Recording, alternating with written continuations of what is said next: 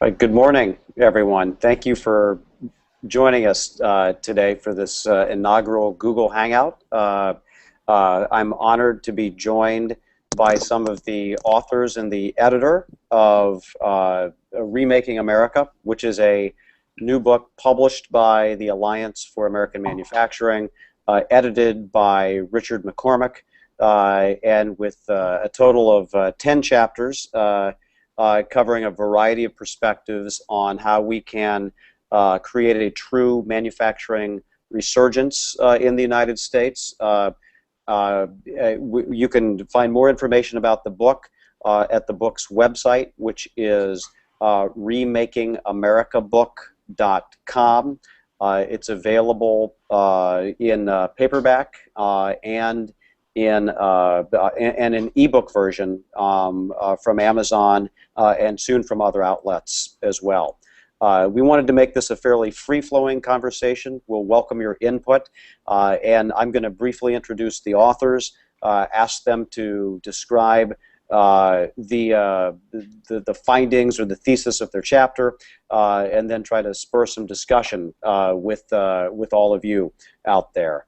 And I'm Scott Paul. I'm the president of the Alliance for American Manufacturing, and I write the final policy chapter in this called "The Blueprint for Remaking America." It covers a lot of ideas on how to promote capital formation, reform the tax code, promote a stable workforce, and many other topics. I'm honored to be joined on this Google Hangout by Richard McCormick, and Richard is the publisher and editor of Manufacturing and Technology News. He is an author in his own right. He was also the editor of the 2009 book published by the Alliance for American Manufacturing called Manufacturing: A Better Future for America, that ended up finding its way into a lot of speech material for candidates, a lot of policy positions, and research done inside and outside the government, and as footnoted in many other publications, including Andrew Laveris's "Make It in America," the Dow chemical CEO. Also, Richard writes about the state of manufacturing. I'll ask him to describe that in a couple of minutes. Next to Richard on the Hangout is Harold Meyerson, and it's an honor to have Harold here. Harold is a columnist with the Washington Post. He's also an editor at the American Prospect. He has had columns in other distinguished publications. I've had the honor to know and to be able to talk with Harold about these issues over the last couple of years. He has visited American steel mills, high-tech American factories, and he's studied what other countries are doing right that we can take a look at as well. And I'll ask Harold also to describe his findings. And finally, we're honored to be joined by Carl Pope.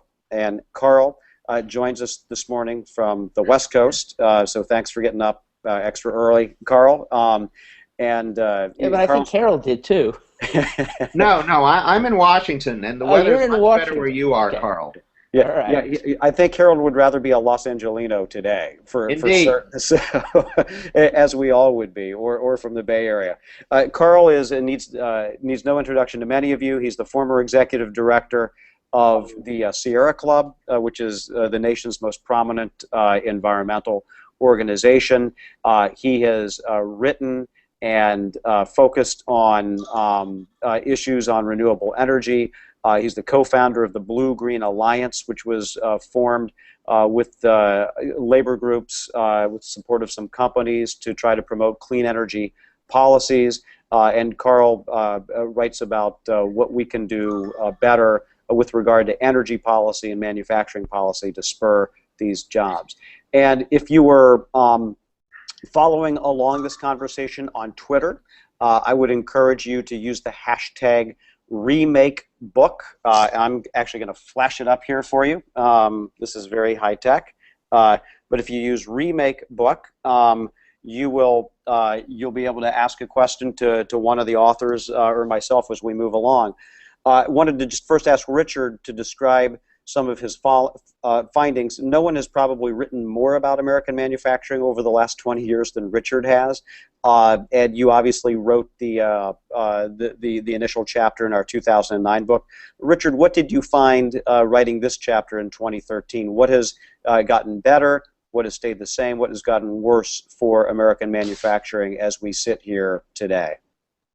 Well, let's talk just briefly about what's gotten better, and that's many millions of Americans realize how important manufacturing is to the economy, and I think that didn't really exist, 4 years ago.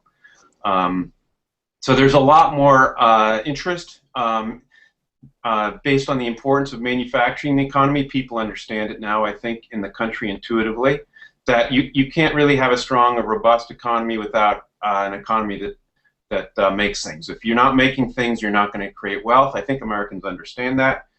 I'm not sure in the last 4 or 5 years since the 2008 financial sector meltdown that our politicians get that yet, though.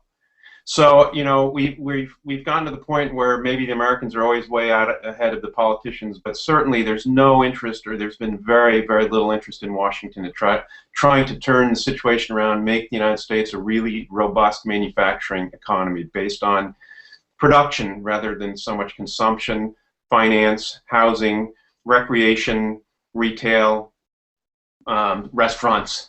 So that's kind of the bad news. Though there's a lot of talk about reshoring. I look at that closely, and there's been a lot of talk, but there's not yet much evidence in terms of other than anecdotal stories. So it sure be nice to get things kind of flowing in a much more positive manner in our economy. The economy is stagnant. Job growth is stagnant.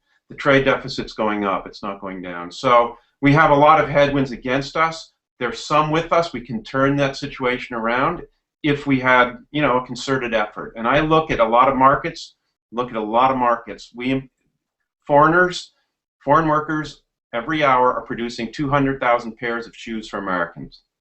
We don't produce hardly any shoes. Very small. Only 1% of our shoe consumption. The average American buys 7 pairs of shoes a year. No, I don't, but the average American does. So somebody's making up for me. I look at all these industries, and that's what I find over and over again. Printed circuit boards. We don't make a cell phone. We don't make very many semiconductors. Really important industries. We got to get back in the game. Americans understand that. I write about that. There have been a lot of surveys. You've done them. A good understanding of what's required, but we sure do have to get Washington in gear. Thanks, Richard. We'll get back to, you prompted a lot of questions that I'll want to ask all of you after we complete the initial introductions here. So Harold, you write every week about the middle class, inequality, unemployment, the productive economy. Tell us a bit about the findings of your chapter in this work. Well, let me begin by also addressing a previous question. One of the things that has changed for the worse over the past 4 years is that a large growing number of American workers in industries where traditionally manufacturing paid well have been hired on to jobs that don't pay well. Part of that is the continuing shift of American factories to lower wage states, to non-union states. But what in general I found is that there is, among other things, there is a tendency among some to say that, well, if we can reshore American industry, if we can get it back, if we can promote it, the key to that is creating low-road jobs. And the sort of the Magna Carta, the founding document here, was a study by the Boston Consulting Group, which was noting wage stagnation in the United States and wage increases in China, and calculated that if you compared wages in the leading industrial region of China to Mississippi, that showed positive growth effects for the United States. I did write a post column at the time, and I reference this in my chapter, saying I didn't think most Americans thought that going down to Mississippi level wages really signaled a bright future for the American economy.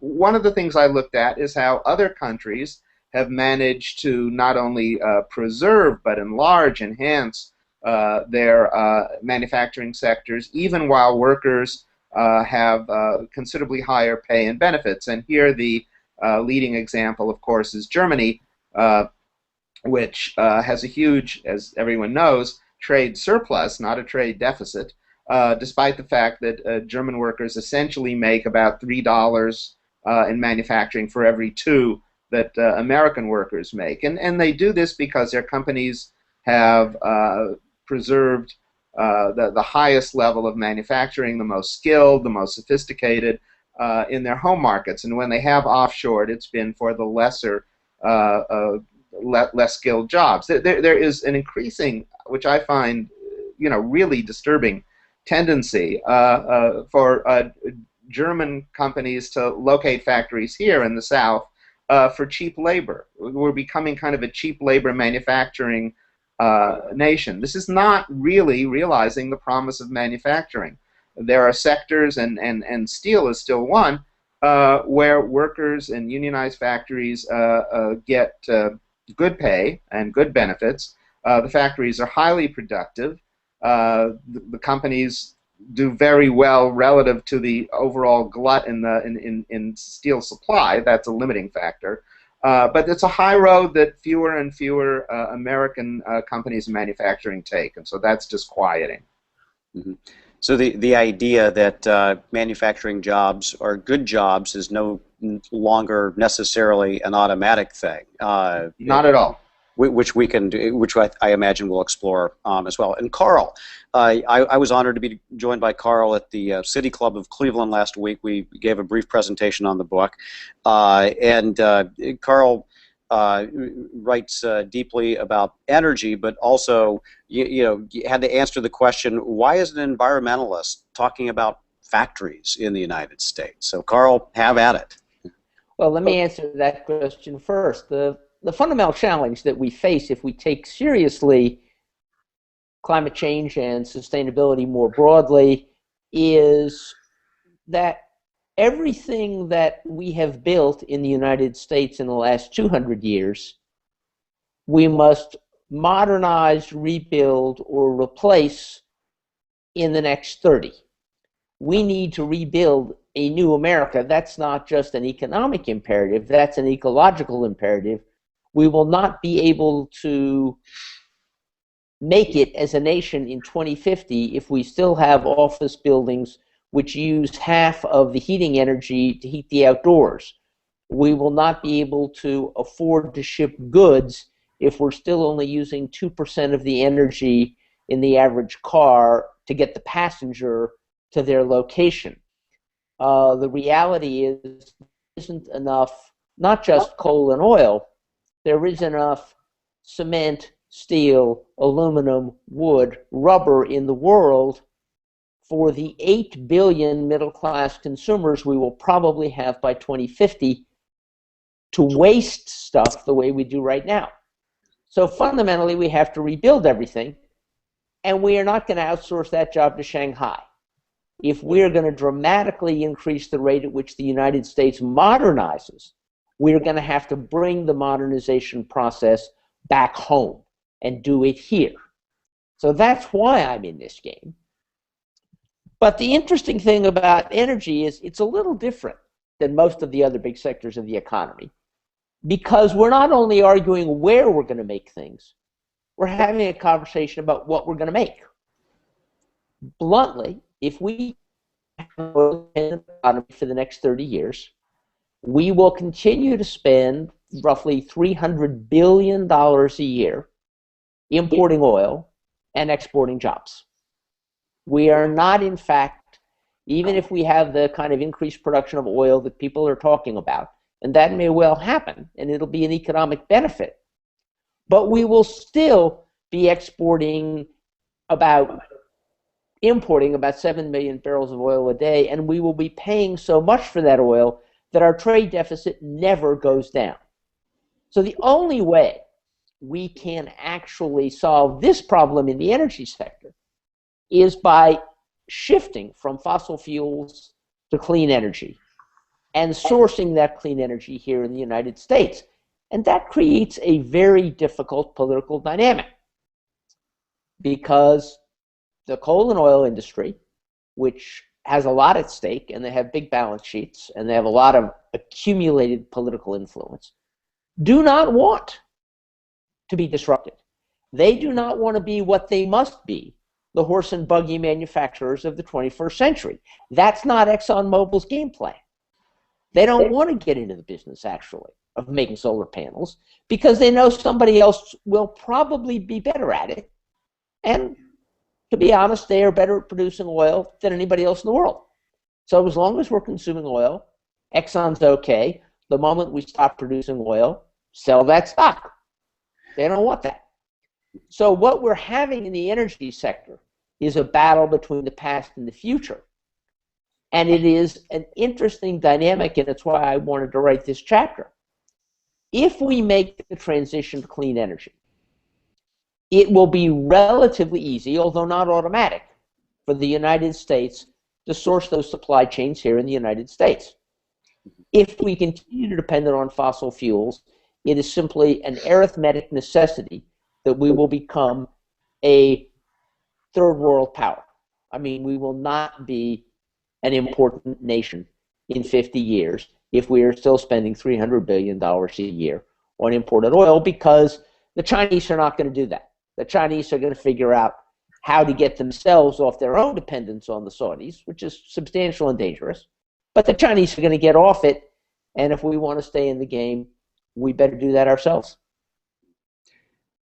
So we don't want to be simply replacing imported oil with made in China wind turbines or made in Germany solar panels as the underlying message. Then that's not a good trade-off. Well, the first thing is we have to replace coal and oil, and then we have to decide to replace them with made in America products. But that's much as trying to replace coal and oil with made in America oil, in spite of what the oil industry tells you, just isn't viable. We don't have enough, and what we have, and in particular what our neighbors the Canadians have, is expensive.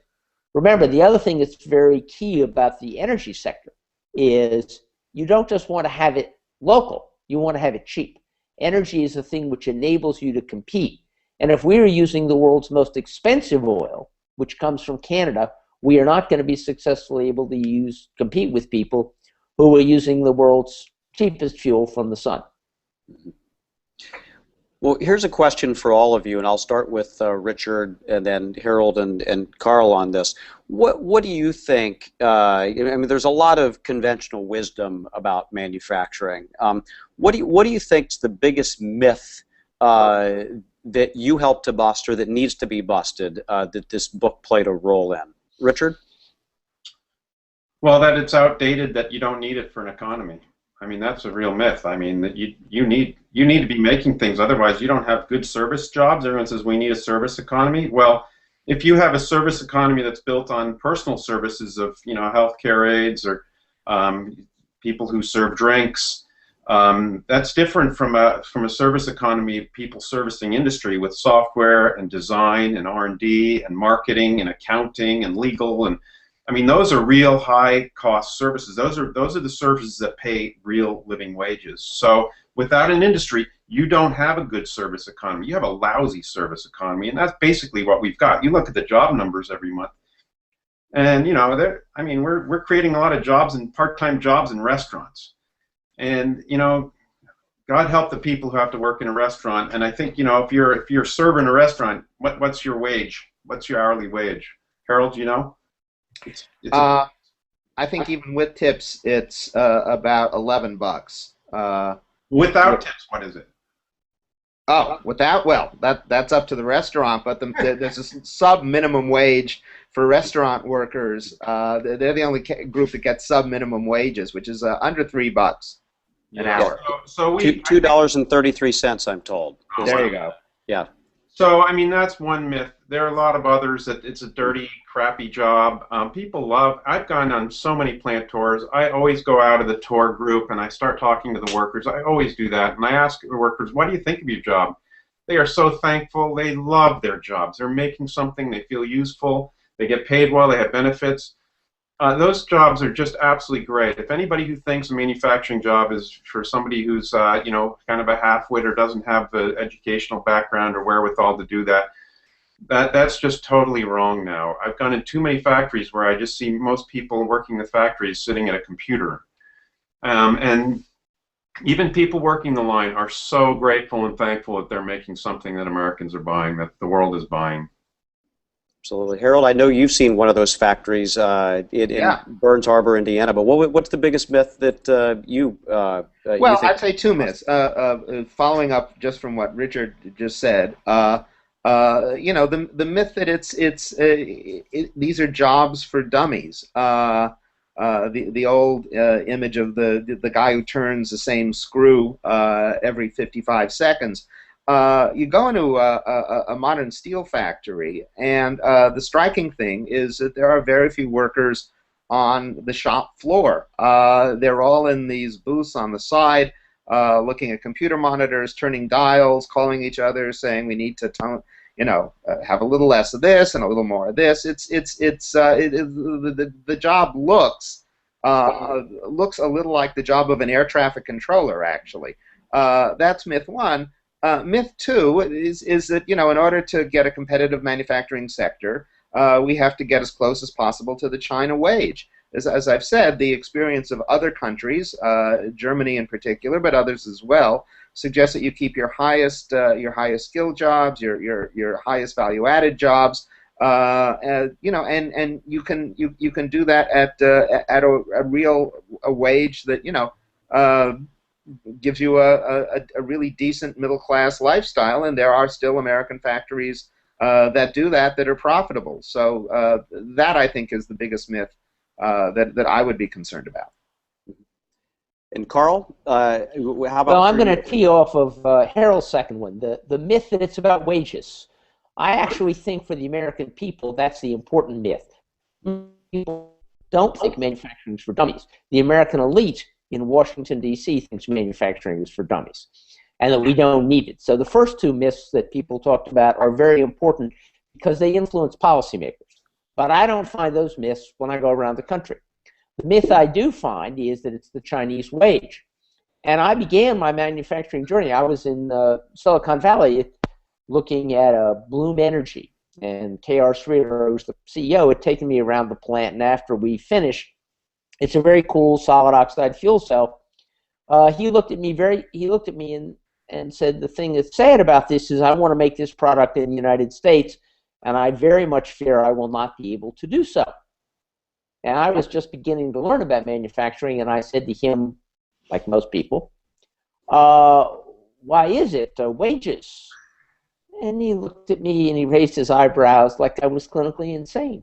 And he said, wages have absolutely nothing to do with it.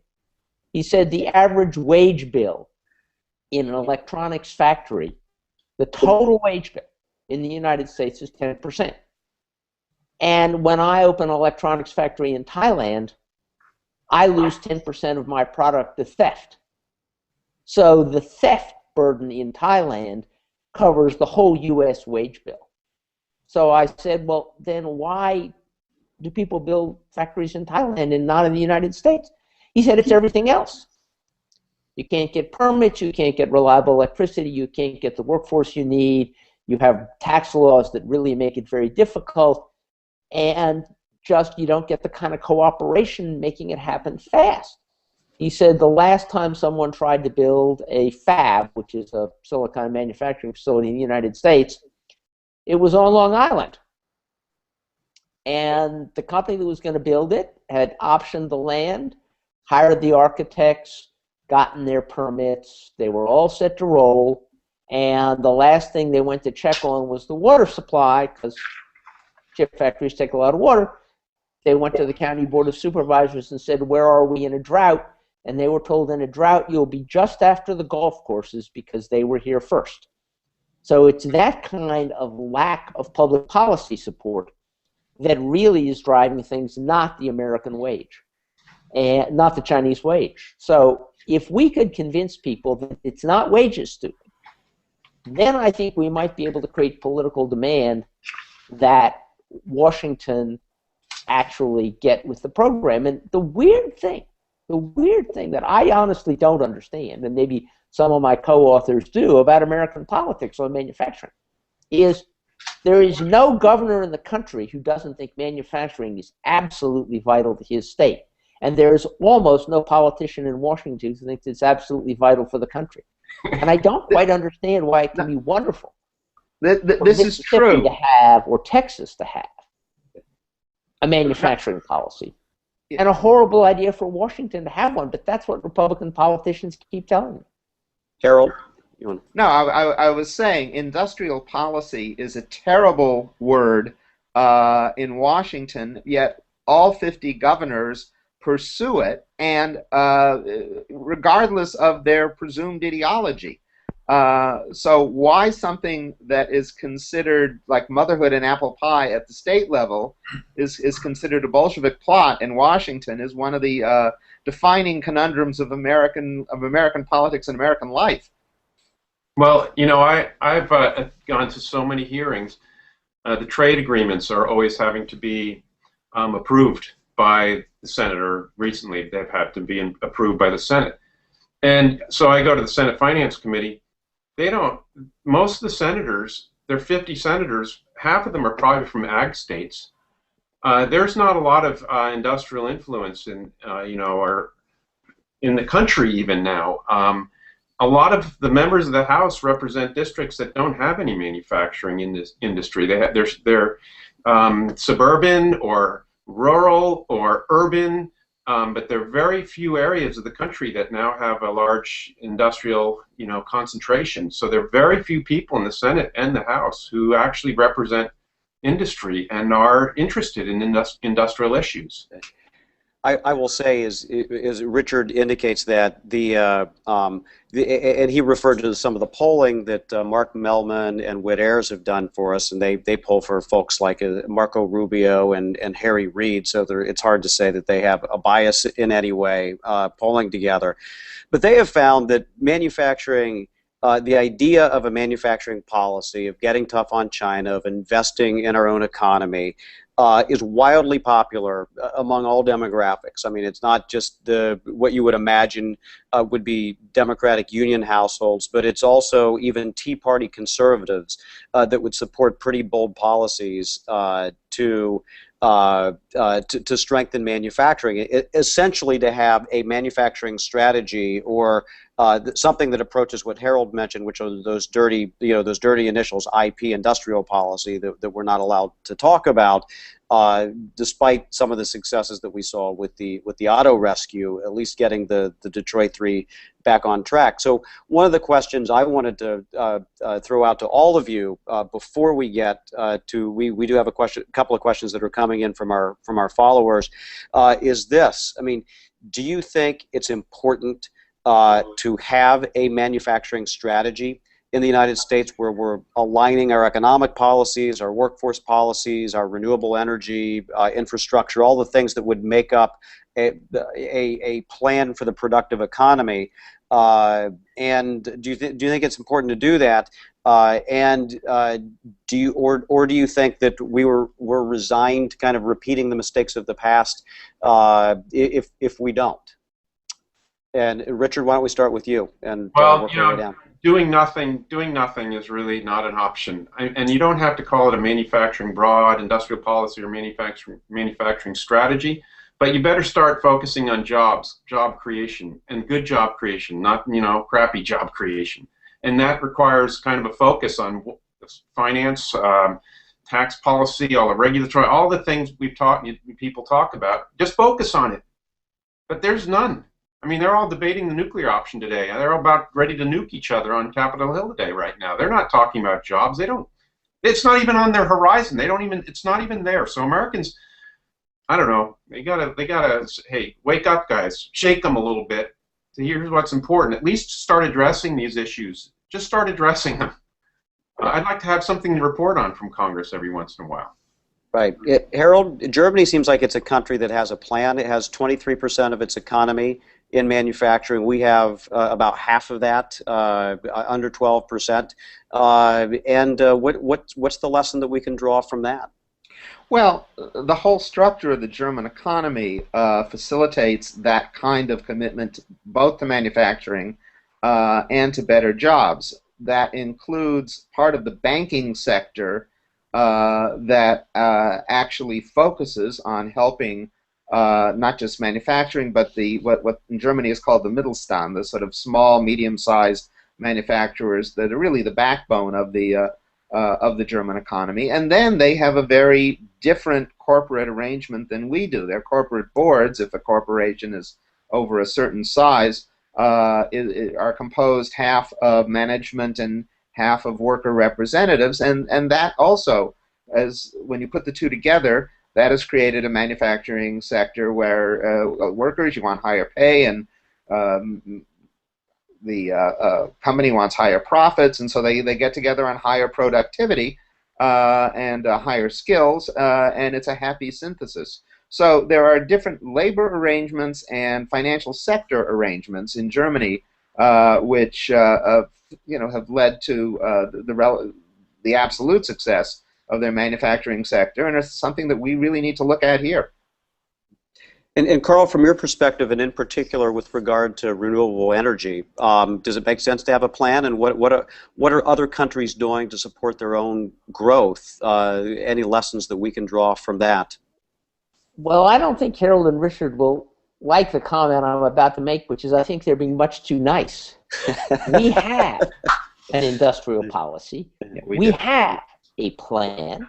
The American government routinely, systematically, and consistently picks winners and losers, and it's rather good at it. It picked as winners the banks, agribusiness, oil and gas, and investors. And it picked as losers manufacturers. This was not accidental. Manufacturing did not slip away from us. It was thrown under the bus. And it was consciously thrown under the bus to create a low-wage American economy. This is not mysterious. I was present, as were many other people, in the negotiations that led up to the North American Free Trade Agreement.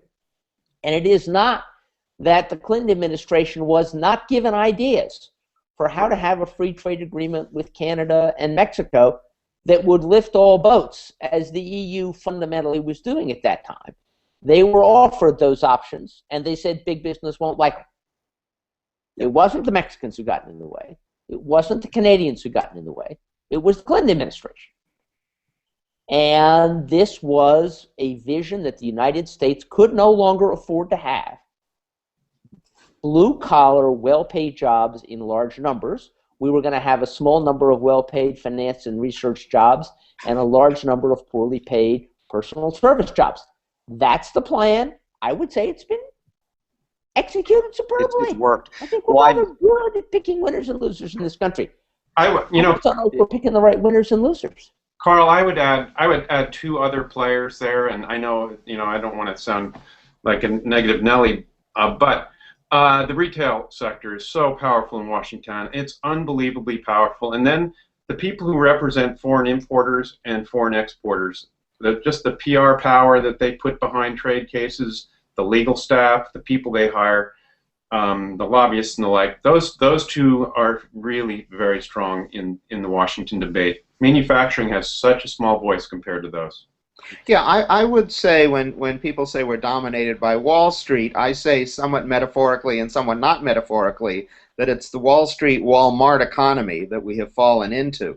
And the problem with Walmart is they inflict low wages all along their supply chain, which is huge. So it's not just the 1.4 million American employees they have. It's low wages all along the line, and demanding that the people who produce products for them slash their workforces and slash their wages. So it's the combination of the two.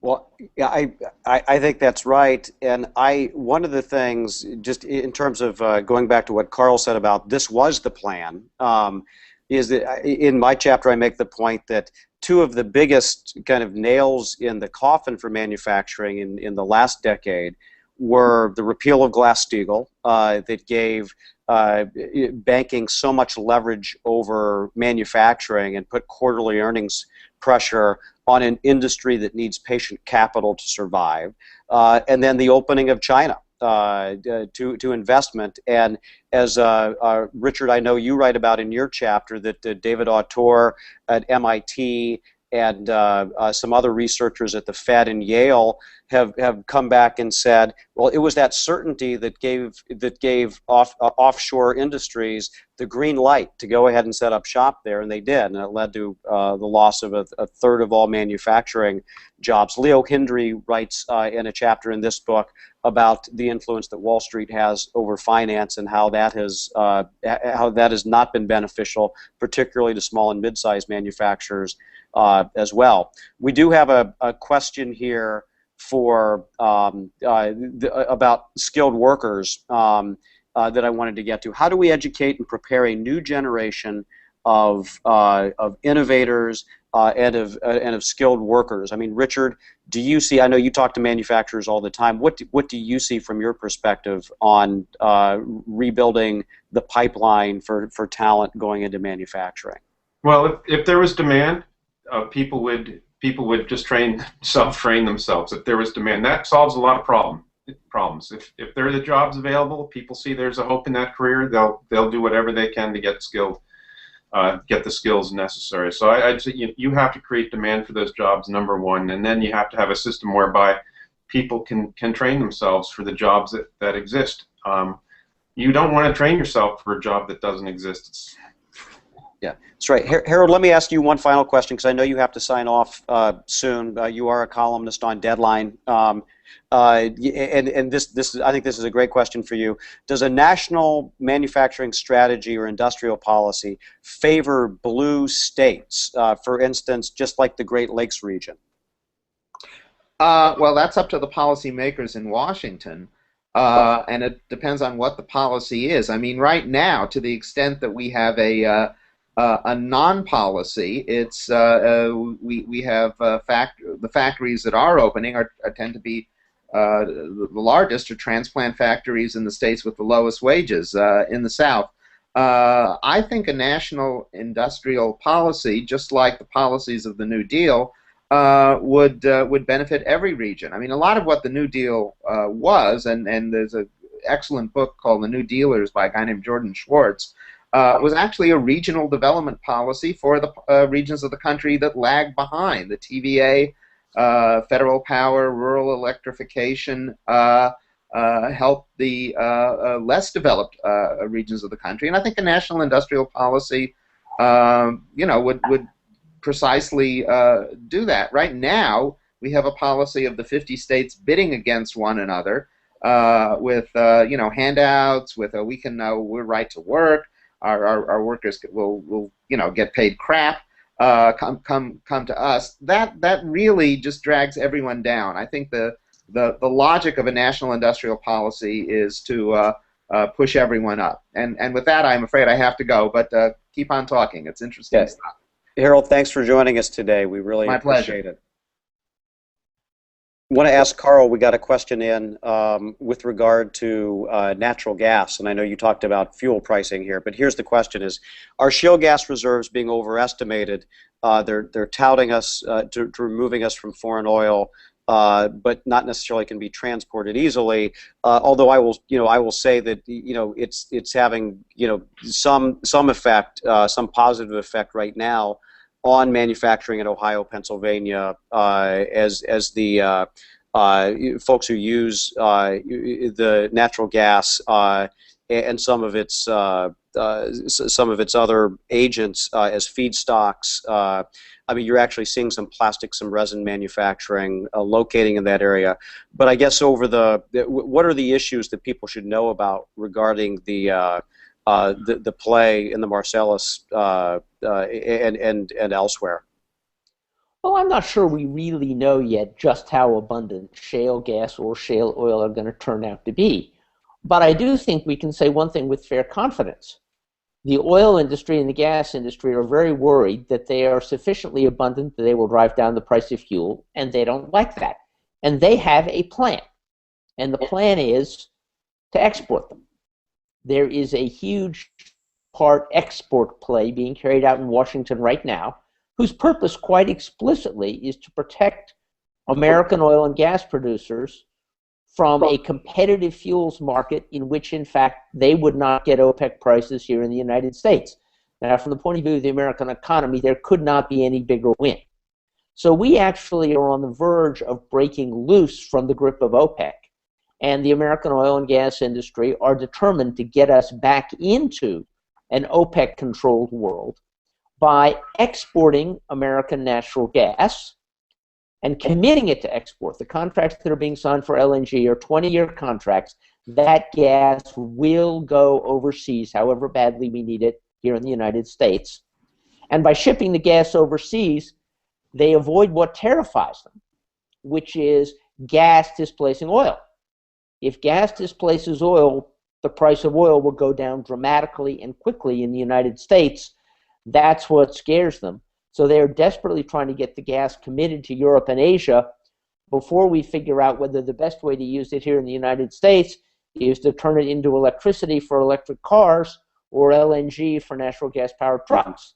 And probably it's a combination of both. We don't exactly know the right formula yet, but they are moving very quickly to commit us to an economy in which we export cheap fuel, natural gas, so that we can continue to import an expensive fuel, overseas oil. And I'll mention, and I think that Richard touches on this, and I know Harold did, the Boston Consulting Group study, which Harold called the Magna Carta of kind of this idea of reshoring, is premised on a couple of things. One of which is the wage differential shrinking, which Harold talked about, but another one is the energy cost advantage that the U.S. would enjoy because of the presence of low-cost natural gas, and so you would have to think that the idea of a manufacturing resurgence would be short-lived if you see that price spike due to the exports. And so it's once again that question is are you going to abide by a philosophy, which is kind of the and I'll say this in air quotes, but like the free trade idea that you have to allow this fuel to be exported, or do you want to act in your in your national interests and help your goods producing industries succeed? And that's sort of the fundamental question that we have. And I wanted to segue this into a larger one. We got a question in: how is the Obama administration doing on jobs and manufacturing, and what if anything can they do right now given the gridlock in Congress? You're asking me. I'm asking both of you, but I'll start with you, Scott. I'm happy to give my perspective, but I want to hear yours first. Oh, they're flummoxed. It seems to me they're a bit flummoxed. They're trying, they're addressing it, but hey, to get anything done in Washington, you have to have legislation. That's, how a bill gets passed was taught to us in 7th grade. It still is required. You have to pass a bill. So you need legislation. You need to work your whole legislative agenda. You need to get, your colleagues and everybody on board, and you need to push something through. And, I don't really see any legislation. I don't see that much of an impetus yet. There was talk before the election that this was important, but you need to pass legislation. They're trying to do this National Manufacturing Innovation Institute idea, $1 billion. But where are you going to find $1 billion? You got to work that thing. You got to work the halls of Congress. You got to get people engaged. You got to work the bipartisan angle on it. And that's just a tremendous amount of work and focus and prioritizing. And, I just don't see that so much. Carl, how about from the West Coast? First of all, we should note the rescue of the American auto industry is almost certainly Barack Obama's biggest policy achievement. And that happened because at the moment the Democrats, the main thing was the industry came to the table and said, okay, we want a deal. And I actually think the administration has a huge manufacturing opportunity, and that is we have, according to the American Institute of Engineering, D+ public infrastructure. And that infrastructure is a huge problem for the whole economy. It's a problem for the service sector as well as for the manufacturing sector. But it's a big problem for the manufacturing sector. I mean, one of the companies that I mean, they're not harassing me in a negative way. They're saying we got to do something about this is DuPont, because DuPont had a whole factory in the Northeast basically go offline for 6 months because one of their trains loaded with chemicals was on an outmoded railroad bridge when the bridge fell into the water. And then the factory was basically didn't have rail service, and they also had a problem of a whole trainload of their chemicals in a river. And, you know, DuPont doesn't like that. So the question is, we got D-plus architecture, D-plus infrastructure. And the federal government right now has the lowest costs of borrowing it's had since the Great Depression. Well, what did we do during the Great Depression? We used the federal borrowing window to provide cheap capital to electrify rural America, build hydroelectric dams. We did all that through the federal government. Well, the politics isn't going to let us do that now, and we don't need to. We now have cities and states, which, unlike in 1932, are ready to build the infrastructure we need, and in fact, they're going to decide what we build.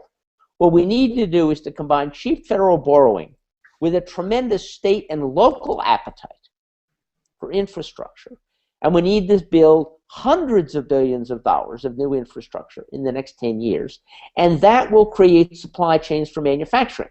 We will need steel, we will need cement, we will need aggregate, we will need copper, we will need engineers, we will need all of the stuff that goes with a mass transit system. It's not just, it's computers, and all that stuff can be sourced locally. So what we really need from this administration is to take the president's excellent rhetoric on infrastructure, put some and give it a financing mechanism. And in fact, what people have not noticed is, yes, the politics of Washington is highly toxic, but everybody, including the Chamber of Commerce, loves infrastructure. The Tea Party doesn't like federal mandates, but we don't need federal mandates. Cities and states will do this job on their own if we just give them cheap federal capital. And that deal, I think the administration could cut on the Hill. Good. That's right. And Richard, since you asked me, I will give my perspective on what the Obama administration has done so far. Obviously, they're talking about it. It was front and center of the last two State of the Union addresses. And inside the Beltway, that is valuable space, as everybody knows.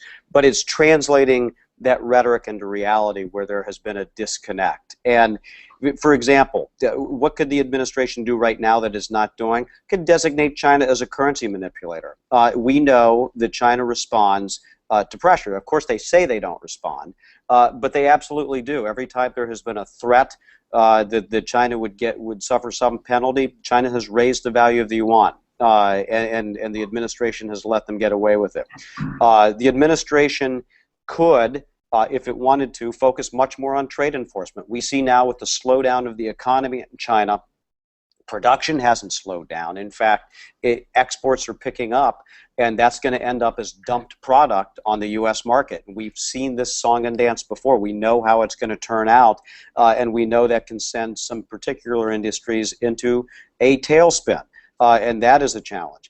The same way the administration prodded the Detroit Three into agreeing to state-of-the-art fuel economy standards, 54.5 miles per gallon, it could also suggest to the Detroit Three that it needs to increase its domestic content at the same time to make its supply chain much more sustainable than it is right now.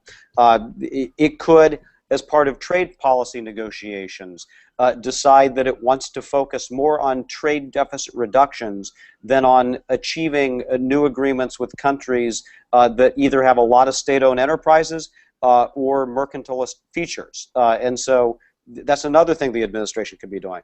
The administration, as it's implementing infrastructure plans, even though, as Carl rightly pointed out, there's not a lot of money for it, it could insist on strengthening domestic content provisions to make sure that the iron, steel, and manufactured goods that are used in this public investment are in fact made in the United States and are not coming from overseas. So they're, in addition to the innovation institutes, which you point out, Richard, and the administration is going to do 3 of those, regardless of what Congress does. There's a lot of stuff that the administration could be doing right now, and I know Gene Sperling's going to be talking in Washington within the next 10 days or so, and it'll be interesting to see what their list of achievements going to be. I mean, Obama outlined a very specific goal of, I want to create 1 million new manufacturing jobs in my second term.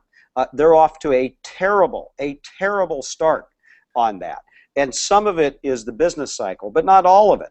A lot of that is because, again, they've refused to step in where there have been import surges and other sorts of anti-competitive practices. So I would give them an incomplete. They've promised a lot, and yet they haven't delivered. Over the last year, we've created exactly 7,000 manufacturing jobs. That is not a resurgence. That is barely treading water. At the same time, as all of you have pointed out, the very low-wage industries have seen extraordinary job growth, and that is, that has all sorts of implications for the United States moving forward. So I believe there's a lot that could be done. And I wanted to, before we wrapped up, I wanted to ask both of you, since we do have a viewing and a listening audience, what's your advice for folks that are tuning in today about what they can do individually, either as political or policy advocates or as consumers or interested citizens to try to remake America, as we suggest in our book? Richard? Well, I think we're all consumers. I'm a consumer. We're all consumers. If we can start being patriotic about what we buy, it's been talked about for decades, really, and be smart about what we buy. That goes a long way. In most other countries, they're very conscious of buying goods that are made by their countrymen. I mean, in Korea, it's unbelievable how important it is to buy cars that are made in Korea. In Germany, it's the same thing. Their economies are robust. So that's a basic one. But then, we just need citizen activists. We need people to stay engaged. I know it's so hard to do that now politically, but people need to stay engaged. It's really, really hard. But they have to stay, pressure the congressmen and try to affect change politically. Otherwise, it won't happen. So I know that's a hard bit to swallow for most people, but we have to all stay as active citizens in our society. Carl? Well, I'll take the other half. I think that really the challenge we face, an awful lot of what I might like to buy made in America isn't made in America anymore. So I really don't even have the choice for many things I do for cars.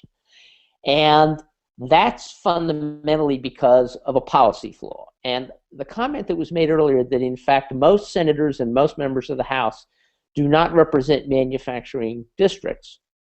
Most of the people probably listening to us right now don't live in manufacturing cities. But we need to understand that manufacturing is important for all of us. I live in San Francisco, which no one thinks of as a manufacturing powerhouse. But the American manufacturing sector is incredibly important to the economy of San Francisco. I need to make sure, as a San Franciscan, that everybody from my city councilman to the mayor up through Nancy Pelosi and Senators Boxer and Feinstein and President Obama, they all get the importance of manufacturing to me. We need to make manufacturing a political must-do for all of our leaders. And when they tell us, oh, but blah, blah, blah, free trade, or blah, blah, blah, the Chinese wage, or blah, blah, blah, the banks, we need to say, no, that's not what's important. That's not where the American future lies. We need to build an American future where we make it here, we make it right, and we pay decent wages, because that's the only way we can carry out our obligation, which is to leave this country for our kids as good a place as I got it when I was born in 1945 at the end of World War II. I think that's a good way to sum up. And before we close, I want to tip my hat to Carl for the excellent comments, for the great chapter that he wrote. I do think it's provocative and eye-opening. And also to Richard, who managed to edit into a cohesive volume 10 disparate voices on manufacturing and did an outstanding job. And as I've described Richard for a long time as a lone voice in the wilderness on the importance of manufacturing. And politicians are talking about it now, but it's translating that rhetoric into action that's really the next step. And I want to remind all of you that you can purchase this book right now through ReMakingAmericaBook.com. It's available in paperback as well as an ebook. And to remind you that the place that I'm sitting right now is in fact a testament to the fact that we can make it in America. We set out to build a new office in Washington, D.C. We told the architect we want everything sourced from the United States of America that you can possibly source. First time he heard this, he about fell over in his chair. He didn't think it would be possible. But as soon as he and his team put his mind to it, and as Carl can imagine, they've done LEED certifications before and sustainable materials. As soon as they put their minds to it, they could find it, and we ended up with a great-looking office that is made in America. It's the matter of giving the instructions and having the willpower to do it, and you can get it done at an affordable price. So there is a step that each of us can take. I hope you'll begin today. I hope you'll continue to follow us on Twitter. Keep It Made in USA. And again, look for our website on the book to see appearances coming your way in the future, ReMakingAmericaBook.com. I want to thank Carl Pope, who's joined us today from San Francisco, Richard McCormick, who's joined us from Northern Virginia, and thanks all of you for joining the Google Hangout today. Have a good day. Thanks, everyone.